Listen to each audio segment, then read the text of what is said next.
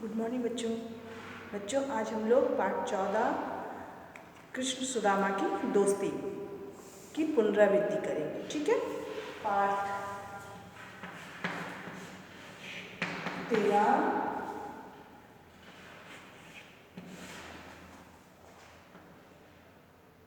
कृष्ण सुदामा की दोस्ती।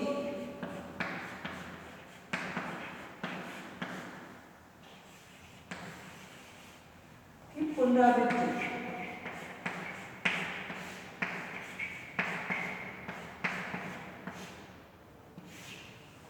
ठीक है, तो देखिए लेसन ओपन कीजिए। एक बार हम लेसन को पढ़ते हैं, आप ध्यान से सुनिए, उसके बाद इससे संबंधित अभ्यास कार्यों की पुनरावृत्ति करेंगे। ठीक है, बहुत पहले की बात है। संदीपन मुनि के आश्रम में बहुत से बालक शिक्षा ग्रहण करते थे। इन्हीं बालकों में कृष्ण और सुदामा भी थे। दोनों एक दूसरे पर जान छिड़कते थे। इन बालकों पर गुरु संदीपन मुनि की असीम कृपा रहती थी। शिक्षा ग्रहण करने के बाद दोनों मित्र अपने अपने घर लौट गए।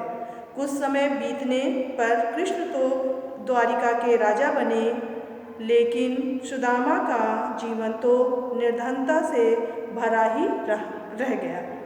एक दिन सुदामा की पत्नी ने उनसे कहा, आप बहुत बार कह चुके हैं कि द्वारिका के राजा श्री कृष्ण आपके मित्र हैं, आप उनके पास क्यों नहीं जाते?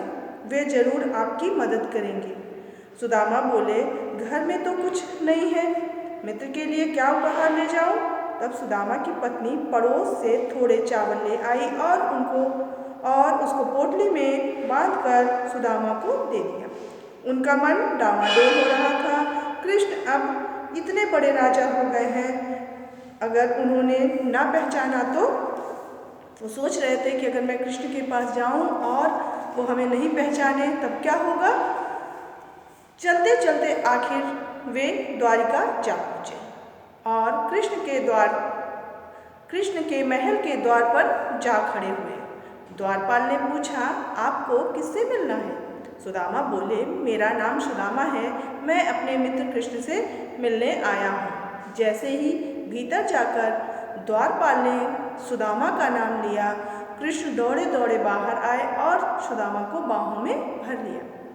परात में पानी लेकर उन्होंने सुदामा के पैर धोए, अपने साथ सिंहासन पर बैठाया।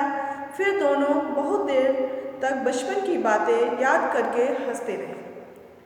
अचानक कृष्ण बोले, मित्र भाभी ने मेरे लिए कुछ उपहार नहीं भेजा? सुदामा चावलों की पोटली दे तो कैसे दे?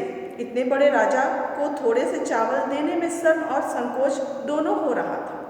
लेकिन कृष्ण ने मीठी झड़प के साथ सुदामा के हाथों से वह पोटली छीन ली। घर लौटते समय कृष्ण ने सुदामा को कुछ नहीं दिया। सुदामा सोच रहे थे कि अब घर पहुंचकर पत्नी से क्या कहूँगा। सुदामा जब वापस पहुँचे तो देखकर चकित रह गए। जहाँ उनकी टूटी फूटी झोपड़ी थी, वहाँ अब महल खड़ा था। मन ही मन बोले, यह चमत्कार अवश्य कृष्ण ने ही किया है। उन्होंने मित्र का मान रख लिया।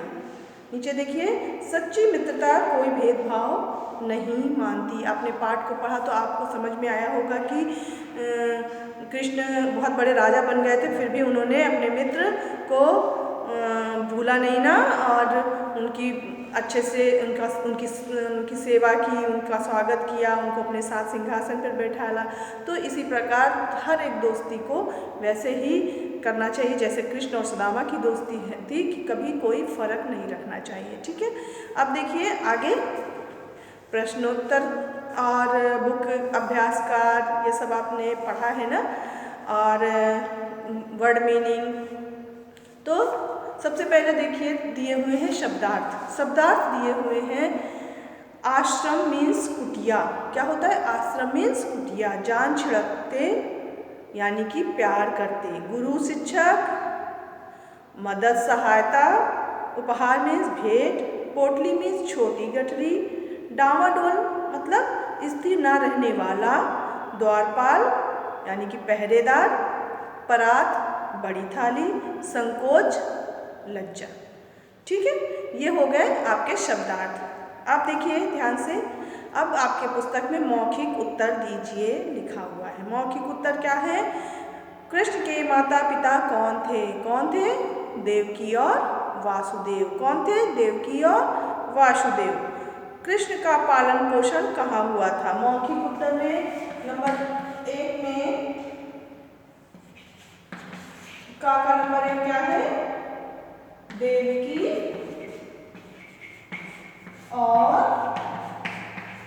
वासुदेव। आपकी बुक में इस तरह से यहाँ लिखा होगा या आपने कॉपी में इनके उत्तर लिखे होंगे। ठीक है, इनको ध्यान से पढ़िएगा। कृष्ण का पालन पोषण कहाँ हुआ था? कहाँ हुआ था? गोकुल में। महाभारत के युद्ध में कृष्ण किसकी तरफ से थे? पांडवों की तरफ से। 4 नंबर में दिया है कृष्ण जन्माष्टमी कब मनाई जाती है? भाद्र माह की अष्टमी को। अब फिर नीचे दिए हुए हैं उल्टे अर्थ वाले शब्द, बताइए। सबसे पहले संकोच का निसंकोच, पहले बाद में, जीवन मरण, गरीबी अमीरी। फिर है बाहर अंदर, आदर अनादर।